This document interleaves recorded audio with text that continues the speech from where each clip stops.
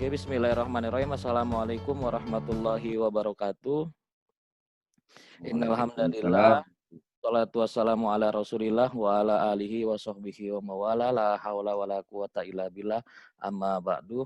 Puji syukur kehadirat Allah Subhanahu wa taala di malam hari ini dengan cuaca yang cukup baik. Mudah-mudahan selanjutnya akan bisa lebih baik. Kita masih bisa melanjutkan agenda yang sebelumnya telah terjadwal di malam hari ini. Masih dalam program acara 1 jam lebih dekat bersama para instruktur NDP HMI. Di malam hari ini tamu undangan atau narasumber yang akan berdiskusi dan berdialog melalui media Zoom ini dalam acara 1 jam lebih dekat adalah seorang legendaris NDP. Nah, kira-kira seperti itu, legendaris NDP yang padanya kita harus bisa mengambil hikmah, ilmu, pengalaman untuk bisa kita jadikan pelajaran bagi generasi hari ini, khususnya bagi teman-teman yang masih aktif di HMI. Beliau adalah, nama lengkapnya adalah Cak Pauji Hasyim, kira-kira begitu. Sekalipun Bang Pauji sudah mengirimkan CV karena ini 1 jam lebih dekat, lebih asik Cak Pauji yang bercerita langsung bagaimana peristiwa atau rentetan-rentetan sejarahnya itu dilalui seperti itu. Kalau saya bacakan itu sudah terlalu sering di training Bang. Jadi lebih bagaimana Abang nanti akan menceritakan seperti itu, ya kan? Dan itu saya kira lebih menarik dan lebih secara psikologi lebih kentara dan kena di kita semua. Nah, saya ucapkan terima kasih kepada Cak Pauji Hasyim yang sudah meluangkan waktunya di malam hari ini di tengah kita semua, baik teman-teman yang hadir nanti ataupun yang di kemudian hari akan menyimak program acara ini. Saya terima kasih. Mudah-mudahan diberikan kesehatan Cak Pauji di tengah pandemi COVID yang masih terus meningkat seperti ini. Oleh karena itu saya sapa terlebih dahulu Cak Pauji Hasyim. Selamat malam. Assalamualaikum. Waalaikumsalam warahmatullahi wabarakatuh. Sehat Bang? Ya, alhamdulillah sehat walafiat.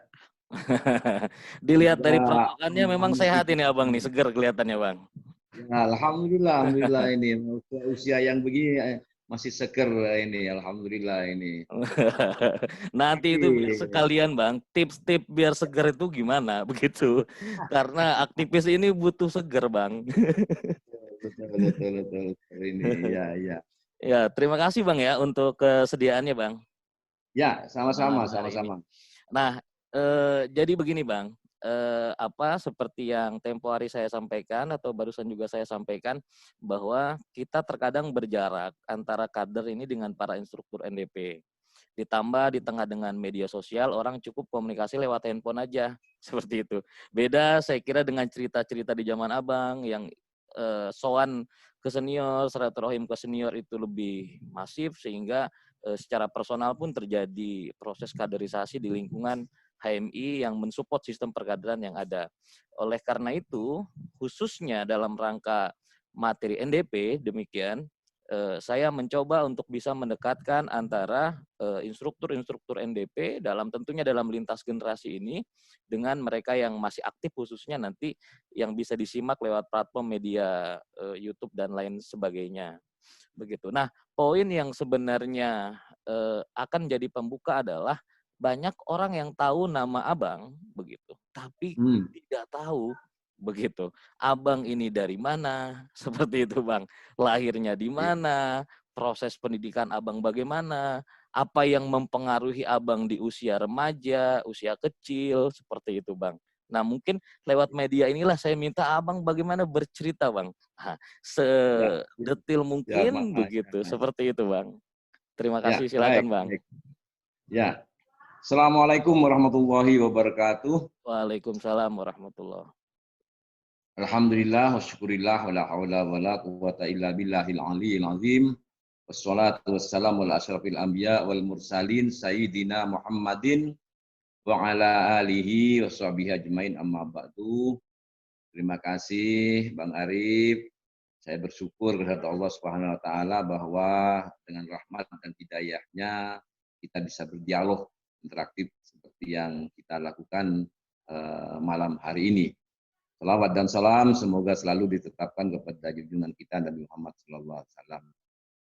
Baiklah Bang Arif, bahwa ya nama saya tadi itu lengkapnya Ahmad Fauzi Hashim, lahir di Sumeneb 16 April 1954. Jadi umur saya ini sudah 66 tahun itu, sudah cukup tua ini. Saya lahir di Sumeneb, SD, SMP juga di Sumeneb, SMP negeri, SD negeri. Saya melanjutkan ke Kuliatul Muallimin Al-Islamiyah Pondok Modern Darussalam Gontor. Tuh, jadi saya SMA-nya atau aliyahnya di Muallimin di Pondok Modern Gontor, dan dari situ saya melanjutkan kuliah di Gontor justru. Jadi sambil mengajar, saya melanjutkan kuliah di Institut Pendidikan Darussalam Gontor. Saya mengambil Fakultas Usuluddin. Sempat pada waktu jadi mahasiswa itu, saya menjadi ketua umum Dewan Mahasiswa waktu itu. Saya ketua umum Dewan Mahasiswa periode 77-78. Jadi saya juga sempat menangi bagaimana belajar demo-demo waktu itu tahun 78 bersama teman-teman Dewan Mahasiswa di Ponorogo, Surabaya, dan Jogja terutama. Itu pada waktu itu belajar-belajar demo waktu itu. Nah, saya berkenalan dengan HMI itu sebetulnya dari bapak saya itu. Di bapak saya itu memang banyak memberikan inspirasi dalam dunia pergerakan. Itu. Jadi saya mulai SMP sudah dipaksa-paksa oleh bapak saya untuk aktif di PII waktu itu. Setelah itu saya oleh bapak saya dikenalkan dengan Cak Nur tahun 76 kalau nggak keliru itu. Ya ini Cak Nur memberikan wawasan bagaimana lah agar saya walaupun di Gontor bisa aktif di HMI. Itu perjalanan saya, perkenalan pertama dengan Cak Nur. Setelah itu saya berinteraksi dengan teman-teman HMI cabang Surabaya sebetulnya pada waktu itu.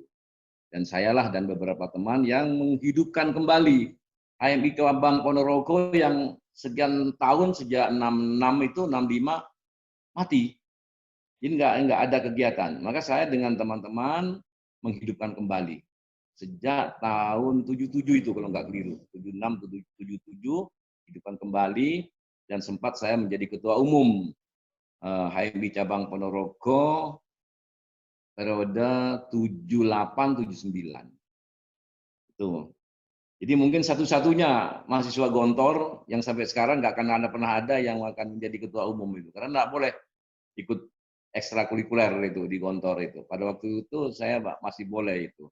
Walaupun curi-curi. Mamnunya udah kotaan Bang ya? Iya, itu jadi yang apa namanya yang menginspirasi saya menjadi gerakan itu terutama ya memang bapak saya sendiri. Yang kedua adalah kiai saya, tepatnya Pak Zarkasi, selalu mendorong untuk menjadi seorang aktivis.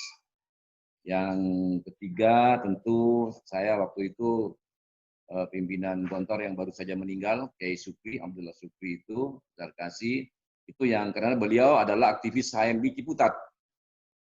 Jadi dari Mesir baru datang, saya didorong untuk menjadi berkarir di HMI dan selalu didorong sampai menjadi Ketua Umum Batku HMI Jawa Timur pada periode 81-83. Itu karir saya di HMI begitu. Nah, ada satu hal yang menarik, ini yang mungkin untuk sekarang ini agak sulit, bahwa saya berkenalan NDP itu sebetulnya langsung ke Cak Nur. Ketika membawa saya berkenalan, setelah itu saya sendiri ke Jakarta, bahwa saya tanya-tanya tentang HMI, di mana oleh Cak Nur, kamu Usuluddin, ya, pendalam aja nilai-nilai dasar perjuangan. Nah, waktu itulah saya berinteraksi dengan teman-teman Fakultas Usuluddin yang ada di IAIN Surabaya. Nah, itu saya belajar kepada Cak Zainuddin Maliki, yang sekarang Profesor Zainuddin Maliki Komisi 10 di PRRI dari PAN.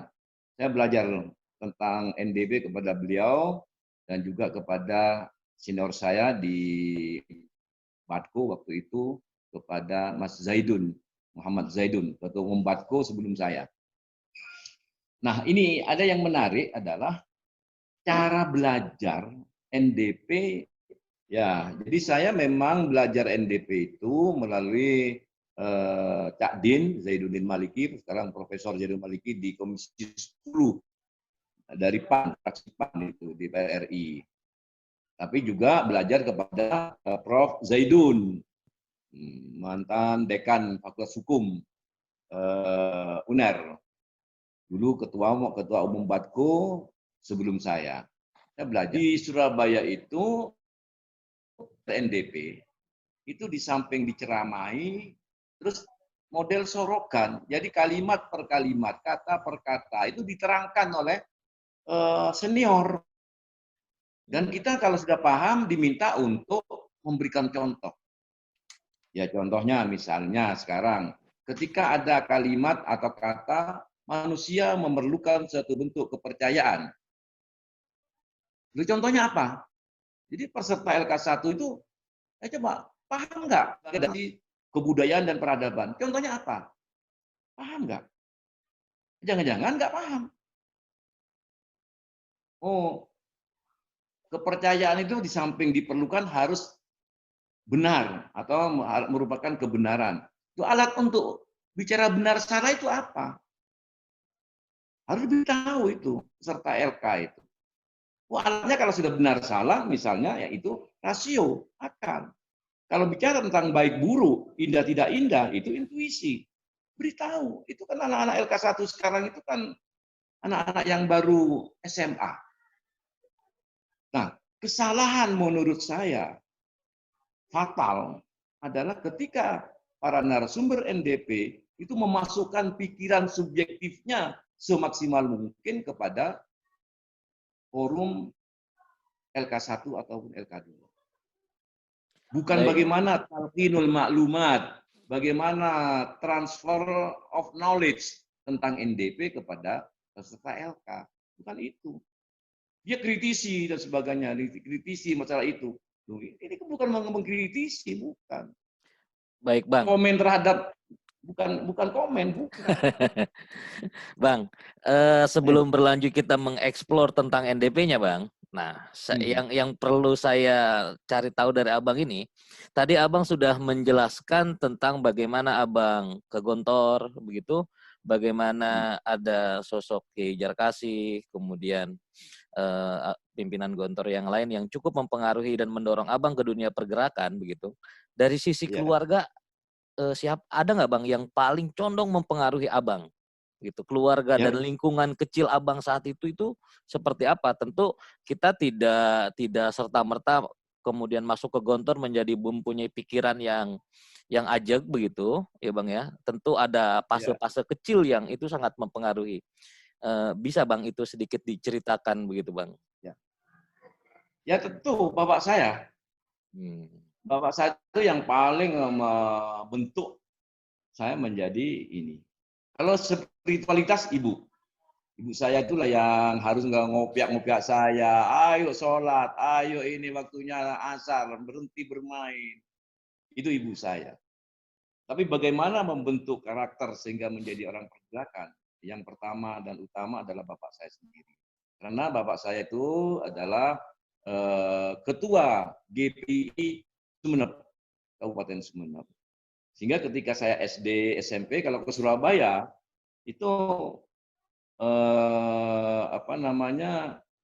ya kumpulannya dengan aktivis-aktivis mantan Masumi itu di Surabaya itu. Itu. Nah, harapannya ini yang berbeda. Ini mohon maaf ini yang berbeda.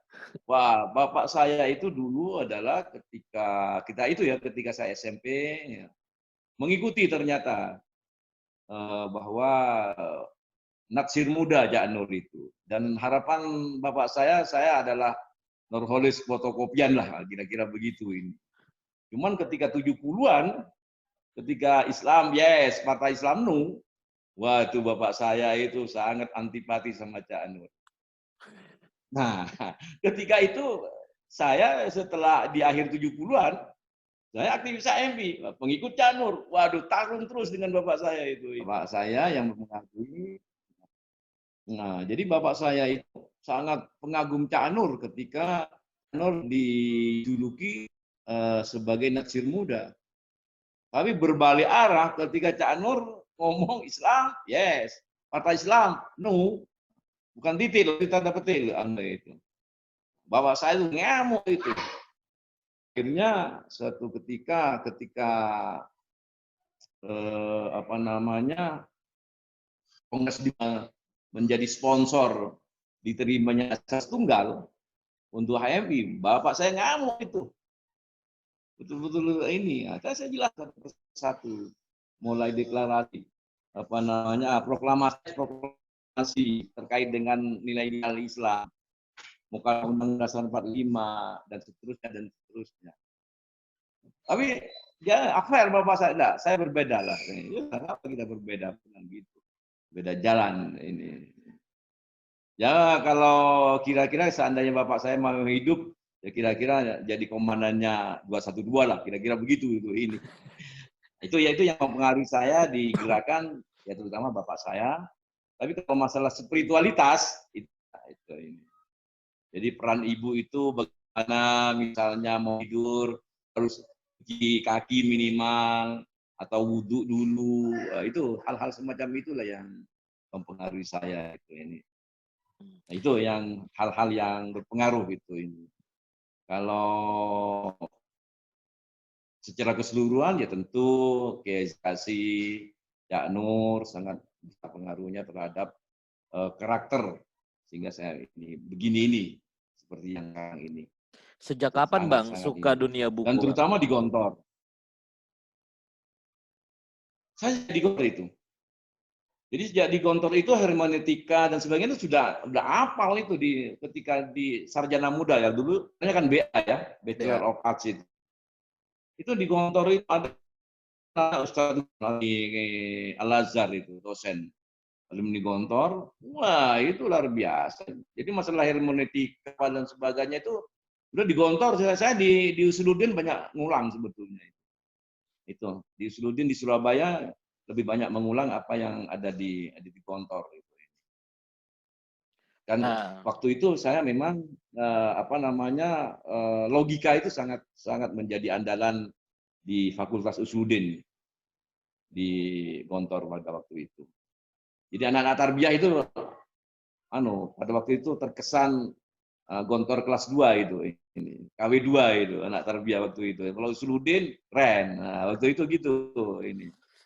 Gitu Bang Arif itu ini. Nah, mungkin Abang masih ingat ya Bang, selama di HMI ada nggak kisah perjalanan hidup di HMI yang paling Abang ingat dan itu nggak bisa dilupain?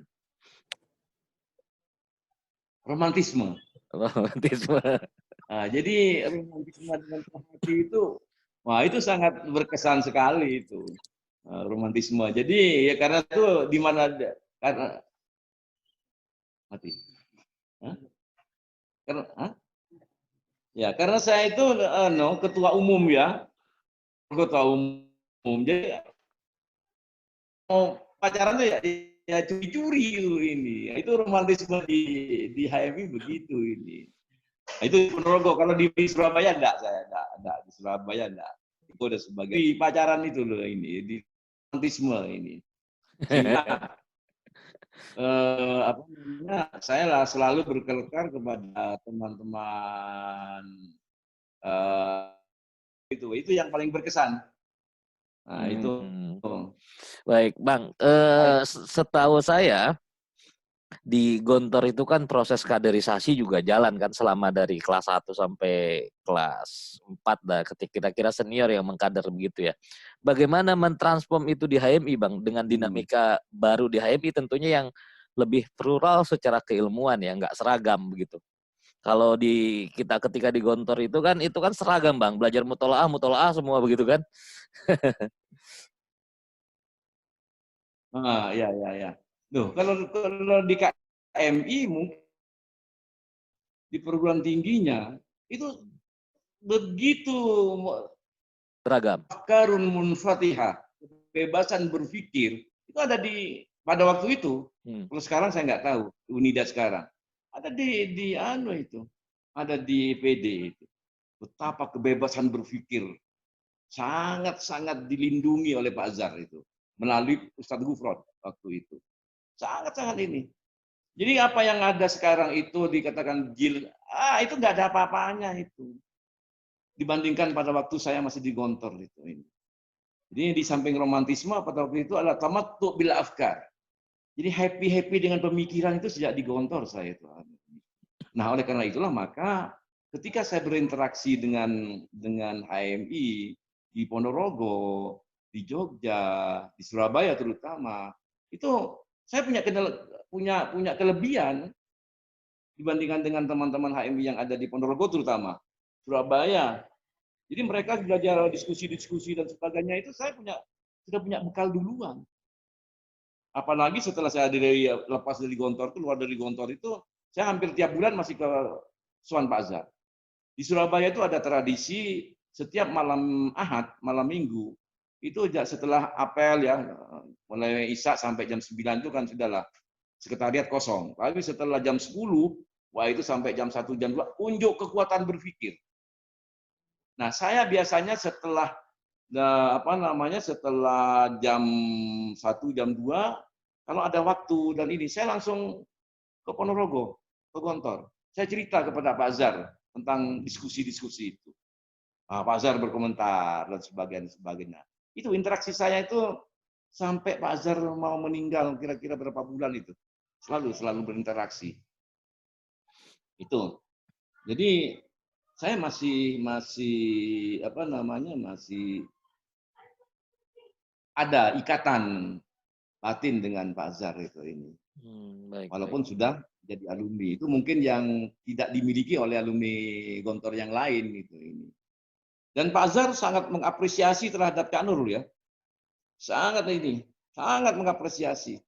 Bahkan melalui saya itu tolong sampaikan Cak Nur baru datang dari Amerika. Polis. Saya ingin tahu oleh-olehnya apa. Itu. Sayang waktu itu ketemu pertama dengan Pak Azhar itu, Pak Nur saya nggak ikut. Nggak ikut saya waktu itu.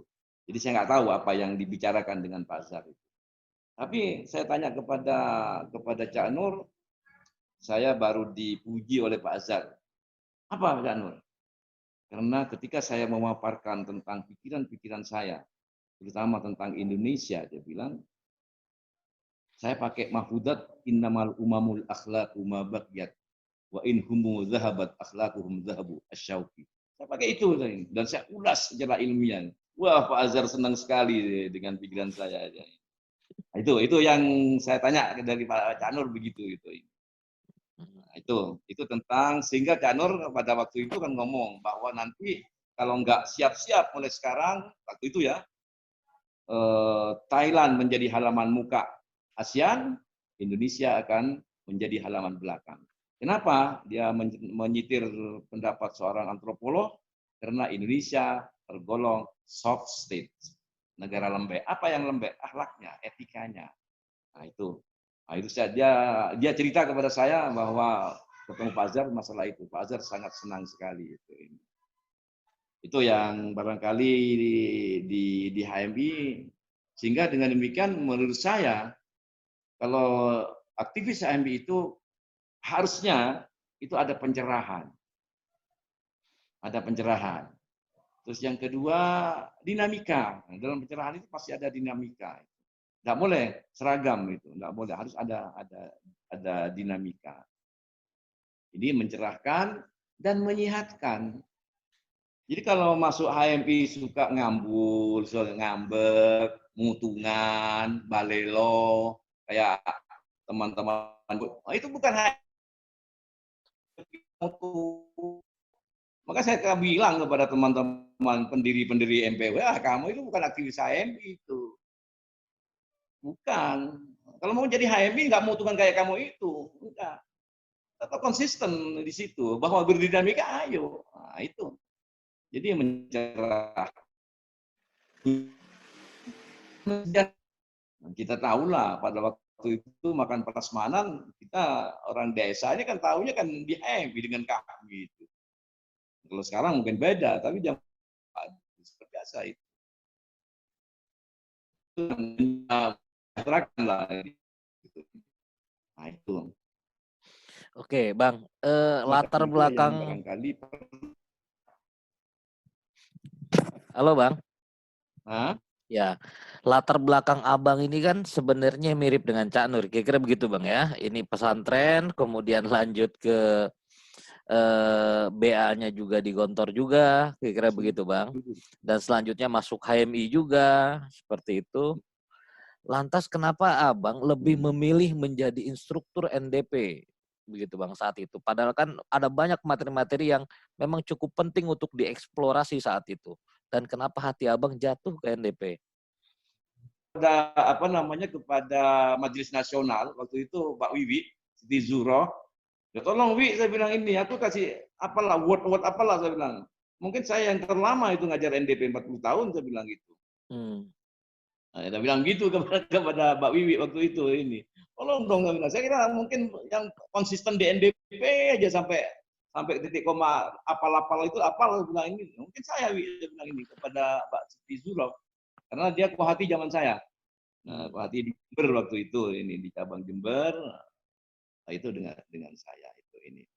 Jadi tertarik saya ini karena pertama ya karena berlatar belakang keilmuan saya di akidah dan filsafat. Yang kedua adalah itu kok bisa ilmu ini bisa dipakai di mana-mana gitu. NDP ini. Terutama adalah yang bahasanya Pak Zarkasi, Kiai Zarkasi itu kiai saya, setelah saya banyak ini, kalau begitu Fauzi, saya ngajari santri saya tertib berpikir. Tidak salah, dia bilang gitu. Tidak usah, saya bilang ini. Saya ngajari anak kelas 6 mantek. Anak Gontor harus mantiki. Nah, jadi harus berpikir logis. Itu nggak salah. Oh, nggak salah. Ini loh, saya bilang ini. Nah, itu. Sehingga Pak Azhar itu sangat mengapresiasi terhadap pemikiran-pemikiran itu. Yang tidak boleh kan ngerubah Gontor. Yang sudah ada mahfudot, otoraah, satu kelas 6, itu jangan dirubah. Sujud rukuknya, bahasanya Pak Azhar, itu jangan dirubah. Nah, setelah itu kamu mau apa, kalian mau apa? Termasuk saya ingin punya pesantren isinya SMP, SMA. Katanya Pak Azhar, saya debat betul itu. Nah, silakan kamu bikin itu. Bernafasan Gontor. Jadi saya sekarang ini saya punya lembaga pendidikan SMP, SMA, bernafasan Gontor. Jadi kalau Gontor itu bentuknya muallimin, kalau saya bentuknya SMP, SMA. Itu. Saya debat bukan ujuk-ujuk itu enggak. Perdebatan panjang dengan Pak Azhar waktu itu. Zaman kalau untuk KMI katanya Pak Azhar jangan dirubah. Nah, itu. Setelah jadi alumni mau dimodifikasi apa silakan aja. Jadi Gontor itu sangat menjamin afkarun munfatihah, kebebasan berpikir dan pilihan-pilihan itu. Ketika LK1 Bang, pembicara NDP yang menyampaikan di kelas Abang, nah ketika Abang ikut LK1 itu bagaimana dia Bang cara nyampeinnya? Cak Adin waktu itu. Jadi Zainuddin Maliki itu saya ikut LK1 waktu itu di pokoknya kedokteran atau apa di Lawang waktu itu. Jadi saya kabur dari Gontor itu ikut LK1. Waktu itu Mas Zainuddin LK1. Jadi pada waktu itu nggak kayak sekarang gitu loh. Jadi LK1 itu bagaimana menanamkan nilai dasar itu begini misalnya itu ya. Coba sekarang bernafaskan Islam. Dituju itu. Islam yang bagaimana? Nah, itu cara-cara penyampaian. Islam bagaimana itu? Ah, coba di situ. Di bab 4 atau berapa itu ya. Buka itu. Bab. Jadi kepasrahan itulah Islam. Jadi kalau bernafaskan Islam itu harus pasrah terhadap kebenaran. Itu cara penyampaiannya begitu. Waktu itu yang paling saya ingat LK1 itu. Jadi komit terhadap kebenaran. Itu bentuk kepasrahannya itu. Itu ditanamkan. Bukan kayak sekarang ini instruktur NDP langsung ngajari filsafat ini, epistemologi, macam-macam. Nggak ngerti mereka. Pada waktu itu begitu. Jadi dengan demikian, anak LK1 setelah selesai, itu bisa ngajari temannya. Nah, sekarang kan nggak bisa ngajari temannya. Nggak bisa, nggak ada. Dalam berapa tahun terakhir paling tidak, nggak bisa. Anak LK1 paham aja enggak.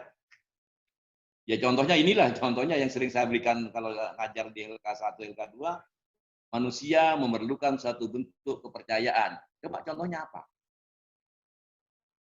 Nggak bisa itu. Terus, nilai-nilai yang menjadi sebagai produk keyakinan masyarakat, keyakinan kolektif, sebagai fondasi peradaban atau kebudayaan. Contohnya gimana?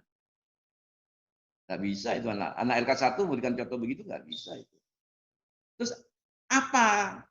Kan ini apa namanya? Setelah itu kan, oh kalau begitu iman itu dinamis, tidak statis. Nah, karena iman itu dinamis, maka nilai-nilai pun juga dinamis. Contohnya gimana? Kalau anak LK1 itu tidak pernah belajar usul fikih, seolah dalam tanda petik sama dengan pola pikirnya anak-anak kami yang hadis. Nggak bisa itu. Iman dinamis, maka nilai-nilai dinamis. Nggak bisa. Tapi kalau anak-anak, saya ini pengalaman anak-anak HMI Probolinggo, terus Bangkalan, Madura ya, Madura yang dari latar belakang pondok pesantren yang pernah belajar usul fikih, oh cepet itu bisa menangkap. Jadi, oh dinamis, nilai-nilai juga dinamis. Al hukmu yaduru mal illah wujudan wa adaman. Dikasih itu cepat anunya itu. Nah, sekarang ini komen saya itu anak-anak HMI sekarang ini entah salahnya di mana saya nggak tahu. Hanya kalau saya ya tidak ada murid yang salah. Yang ada adalah guru salah mengajar, salah mendidik. Maka saya sangat mengkritisi terhadap para narasumber NDP ini. Ada yang bagus itu saya lupa namanya, Palembang apa, pokoknya Palembang atau apa. Anak Gontor, alumni Gontor itu, narsum itu, narasumber alumni Gontor itu. Bagus itu cara penyampaiannya itu. Saya lupa namanya itu siapa itu. Coba tolong dicari itu ini di anu itu, yang Palembang apa Lampung apa pokoknya Sumatera Selatan itu. Alumni Gontor itu. Enak cara penyampaian enak itu. Cocok saya itu ini. Nah, Saya Bang, kira itu ya. tadi saya tertarik tuh dengan yang Abang ceritakan dengan pas zaman Abang, belajar NDP itu sorogan modelnya. Begitu, sehingga ketajaman pemahaman secara kalimat per kalimat itu lebih bisa didapat gitu. Kasarnya seperti kita lagi ngaji Ya. sorogan seperti itu. Apakah model seperti itu masih cukup relevan di zaman sekarang, Bang? Setahu Abang dengan kondisi yang sekarang ada ya, begitu Bang. Apa cukup relevan seperti itu atau Abang punya apa semacam model lain kira-kira untuk generasi-generasi yang sekarang yang menurut Abang ini kan tadi kira-kira ini mesti dikembalikan nih, jangan terlalu berbau filsafat dulu begitu kan? Ada nggak Bang alternatif itu? Saya belum menemukan itu alternatif.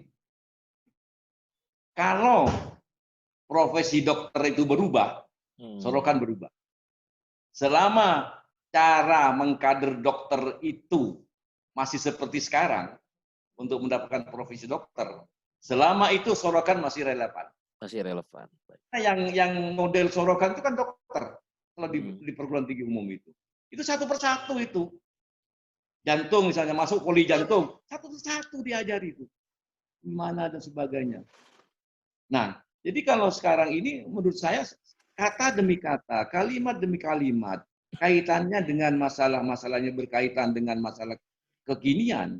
Contoh, sekarang begini, manusia dilahirkan secara individu, hidup dan akan kembali menjadi individu lagi. Maka kata NDP, individualitas adalah kenyataan asasi. Itu kan modal daripada kapitalisme, liberalisme. Tapi di NDP dibatasi. Jadi kebebasan individu dibatasi oleh kebebasan orang lain. Nah, di situ kita bisa masuk dengan sosialisme. Tapi jangan bicara filsafat sosialisme dulu. Sebelum ini itu paham betul. Itu contoh. Itu mungkin di LK2. LK1 enggak perlu begitu. Nah, kayak gitu, itu satu contoh itu ini, individualitas. Contoh lagi bahwa tidak ada kemanusiaan tanpa kemerdekaan. Itu contohnya gimana? Ya kalau saya memberikan contoh itu bahwa kemanusiaan itu ada karena ada kemerdekaan, ya saya dididik di Gontor afkarun munfatihah, kebebasan berpikir, bisa milih-milih. Nah itu contoh bahwa kemerdekaan saya itu oleh Pak Zarkasi dijamin, tidak dibuntu seperti di negara-negara komunisme, tidak dibuntu sebagaimana di pemahaman keagamaan di Saudi. Tapi juga tidak liberal misalnya di Al-Azhar misalnya. Saya dengar itu sangat-sangat ini dari yang paling konservatif sampai yang paling liberal di Al-Azhar itu ada. Tapi mungkin itulah kira-kira ini. Pakemnya panca jiwa ya Bang ya. Makomnya itu makanya di pondok saya itu ya Pancajiwa saya pakai itu. Pancajiwa Gontor itu keikhlasan, kesederhanaan, persaudaraan, kemandirian, dan jiwa bebas itu ini. Sehingga dengan demikian apa jiwa bebas itu kaitannya dengan kemerdekaan ini? Di NDP kebahagiaan pada dasarnya ada dan melalui kerja. Jangan hanya tamatuk bil afkar, tapi harus diwujudkan dalam bentuk kerja nyata. Apa contohnya? Ditanya kepada peserta LK1. Apa contohnya yang begitu itu? Nilai-nilai tidak akan hidup dan berarti sebelum diwujudkan dalam kerja-kerja kemanusiaan yang nyata. Kan di NDP begitu. Nah contohnya apa? Jangan hanya diskusi kamu itu aja, baca buku, ayo belajar bagaimana bikin proposal yang paling gampang dulu, belajar menulis dan sebagainya. Setelah terbentuk pola pikir akademisnya itu NDP bisa dipakai di situ sebagai pegangan. Nah itu kira-kira begitu itu Bang Ari. Nah, di zaman Abang pasti nih sudah banyak menyerap buku-buku yang kalau dalam bahasa Bang Marbawi ini babon begitu ya. Bahasa buku-buku babon. Nah, dengan kondisi mahasiswa dan kader HMI seperti sekarang, tapi pengen belajar NDP, ada nggak Bang urutan buku-buku tertentu yang minimum mereka mesti baca sebagai sebuah standar untuk bisa memahami NDP? Karena NDP ini kan proposisi padat Bang, ya kan? Proposisinya padat sekali begitu, sehingga membutuhkan literatur-literatur yang mungkin akan membantu dia sedikit lebih memahami begitu. Sebelum masuk ke level mereka mau jadi instruktur gitu, memahami dulu sebagai kader begitu Bang. Ada nggak Bang dengan pembacaan Abang hari ini? Kalau saya masih sejak dulu itu ya, sejak saya belajar kepada Mas Zaidun. Jadi harus kuat di mantek, logika. Harus kuat. Kalau itu nggak kuat nggak bisa. Kalau itu nggak kuat, akibatnya apa? Pasti sudah, itu hampir dipastikan. Nggak puas terhadap NDP, atau tidak paham, atau membuat NDP bias sesuai dengan subjektivitas pemikiran instrukturnya. Pasti sudah itu. Jadi menurut saya logika harus kuat dulu. Mantek itu harus ini. Bahasanya Pak Zar, Gontor itu harus memiliki tertib berpikir yang bagus. Harus itu. Kalau itu enggak, nah contohnya bagaimana? Ketika anak LK1 itu manteknya bagus, atau calon instruktur itu bagus manteknya, manakala dia bisa mengungkap bahasa-bahasa yang mantiki, yang logis. Mana mubtada, mana khobar kalau dalam nahwu itu, mana subjek, mana predikat. Nggak bulat itu ini. Coba anak sekarang kan bulat yang ngomong gitu ini. Mana subjek, mana predikat, mana adverb. Nggak bisa sekarang itu. Bulat kemana-kemana itu ini. Nah itu, oleh karena itu menurut saya tetap harus mantek. Harus logika, harus kuat. Itu. Dan itu nggak bisa disulap itu. Harus latihan. Latihan itu ini. Itu satu. Yang kedua, tentu bahwa setelah mantek itu kuat, karena seringkali ada tuntutan-tuntutan praktis ketika interaksi di LK1, LK2, ya usul fikih itu harus. Paling enggak kaidah-kaidahnya lah ini. Kaidah-kaidahnya itu. Itu usul fikih harus bisa itu ini. Ketika menjadi pilihan-pilihan dan sebagainya. Nah, kelemahan-kelemahan sekarang ini adalah ketika kita ini kalau milih yang baik dengan yang buruk atau yang salah dengan yang benar itu gampang itu. Pilih mana? Ini api, ini jelek. Ya pilihnya api, yang baik. Oh ini salah, ini benar. Pilih yang mana? Yang benar. Tapi coba sekarang pilih sama benernya, yang mana? Atau pilih yang sama-sama jeleknya. Suruh milih, enggak boleh enggak harus. Nah, di situ seni mengambil keputusan. Dan itu kalau nggak punya kaidah-kaidah sulfike, kayak darhul mafasid, muqaddamun ala jalbil masoleh, al-masail al-mursala, nggak bisa itu. Akhirnya nanti akan terkonstruksi pemikirannya seperti anak-anak salafi, apa itu. Nah, itu. Padahal anak-anak salafi itu juga pakai logika. Apa buktinya? Dia pakai bahasa kok. Bahasa itu kan logika. Nah, itu, saya kira itu kalau kita ditanya bahwa apa yang harus dibaca, ya perkuat logika dulu. Karena di NDP itu ya premis mayor, premis minor, terus kesimpulan terus itu dari awal sampai akhir begitu. Ya itulah karena kepadatan proposisi itulah membutuhkan buku-buku sekunder sebagai penunjang ya kan Bang ya. Nah, betul betul. Kalau saya ya itu. Jadi yang harus kita sebagai calon instruktur adalah logika, logika harus perkuat. Usul fikih harus bisa gitu ini. Nah, tentu juga apa namanya karena yang kita hadapi bermacam-macam sekarang ini ya hermeneutika bagi saya ya wajib itu harus ini. Nah, untuk penunjang yang lebih lanjut yaitu paling tidak kalau ingin kaya pengayaannya skripsi Ja'an Nur baca itu. Al-Qur'an Arabiyun lughatan wa alamiyun ma'nan. Nah, setelah itu perkuat doktrin dan peradaban. Itu Ja'an Nur kan nggak keluar dari NDP. Bukunya berjilid-jilid semuanya itu coba baca, nggak keluar dari NDP.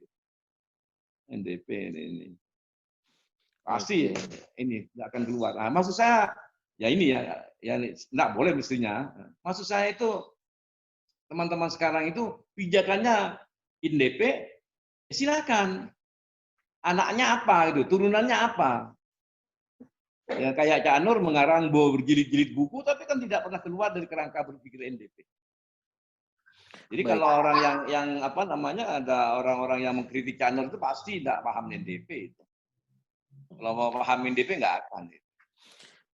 Bang, saya menarik Abang kan karena Abang ini hidup di generasi 70 begitu ya di HMI Bang ya, yang tidak terpaut jauh dengan waktu NDP itu diresmikan di Kongres begitu. Tentu di dalam diri Abang ada rasa tadi zaman saya kok nggak begini begitu kan, baik dari sisi dinamika kultural begitu. Maka yang ingin saya tanyakan kira-kira dengan konteks pelembagaan NDP dalam struktur HMI saat ini gitu dan bagaimana mengoperasionalisasikan NDP secara eksternal organisasi itu di mana titik lemahnya Bang menurut sudut Abang yang hidup di angkatan 70 sampai 80 di HMI itu. Ya. Jadi titik lemah tetap. Jadi kalau saya menilai sekarang ini tetap mengacu kepada kaidah at-tariqatu ahammu minal madah. Itu. Jadi cara mengajar itu lebih penting daripada materi. Materinya mungkin diperbanyak macam-macam, tapi cara ngajarnya itu enggak tepat, metodologinya, ya nggak nyampe. Akhirnya yang diterima oleh peserta LK1 terutama atau LK2, yang diterima oleh peserta LK, NDP ruwet.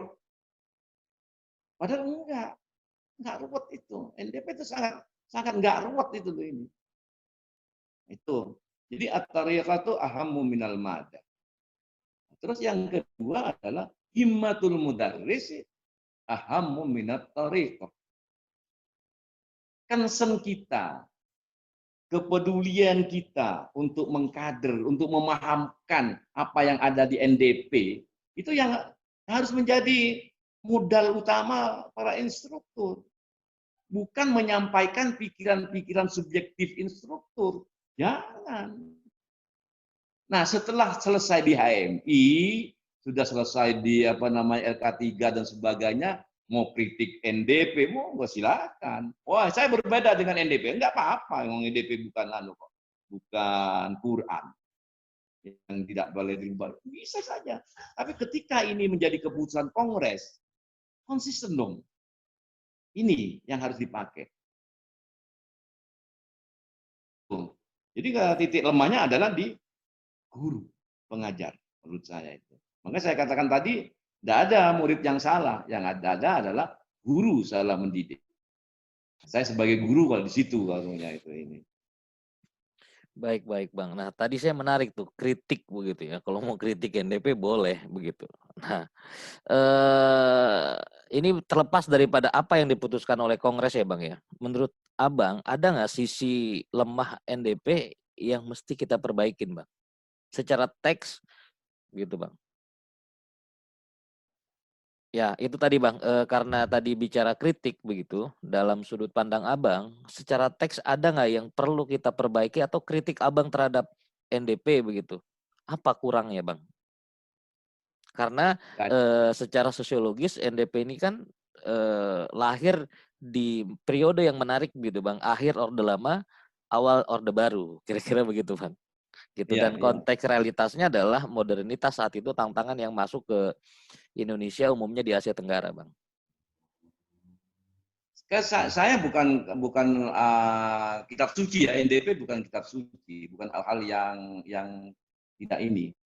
Cuman kalaupun saya kritik di NDP itu, mestinya ada bab tentang keindonesiaan. Itu kan umum sekali itu. Ya. Ada bab tentang keindonesiaan. Contoh begini, yang menjadi diskusi-diskusi pada waktu itu di PBAMI yang dimotori oleh ketua umum saya waktu itu, Bang Jaki. Apa? Oh, dalam kita di NDP itu kan punya nilai dasar ya, NDP itu punya nilai instrumental, tafsir tujuan, tafsir dimensi dan sebagainya. Ada kita punya nilai praksis dalam bentuk kebijakan-kebijakan yang teknis, baik itu oleh PBHMI, Batko maupun cabang. Itu kan. Nah, kerangka berpikir inilah, ayo kita di pelaksananya di kehidupan berbangsa dan bernegara itu apa? Nah, di HMI nggak ada itu. Nah, nilai dasarnya adalah misalnya Pancasila, Undang-Undang Dasar 45. Nilai instrumentalnya adalah undang-undang. Nah, perjuangan kita di mana? Oh, kita sudah agreement bahwa mukadimah Undang-Undang Dasar 45 atau 45 waktu itu ya, zaman Orde Baru. Undang-Undang Dasar 45 yang ditetapkan pada yang ditetapkan pada tanggal 18 Agustus itu sudah nggak usah dirubah. Oke, sebagai nilai dasar. Nah, kalau begitu nilai instrumentalnya apa? Ya undang-undang. Nah, gitu. Jadi undang-undang itu nilai instrumental. Nah, satu hal lagi yang sering Kak Ranco dalam berpikir setelah paham NDP itu bahwa ada ideologi negara yang diambil ditransformasi dari nilai-nilai NDP misalnya dari bab 4, 5, 6 dan seterusnya. Ini tidak nyambung ini, sering tidak nyambung. Nah, mestinya nilai dasarnya itu. Nilai instrumentalnya adalah undang-undang. Oleh karena itu, perjuangan kita sebagai kader HMI atau kami dalam hal ini yang ikut bertanggung jawab atas terwujudnya masyarakat adil dan makmur, di mana ladang perjuangan kita? Yaitu bagaimana memperjuangkan undang-undang.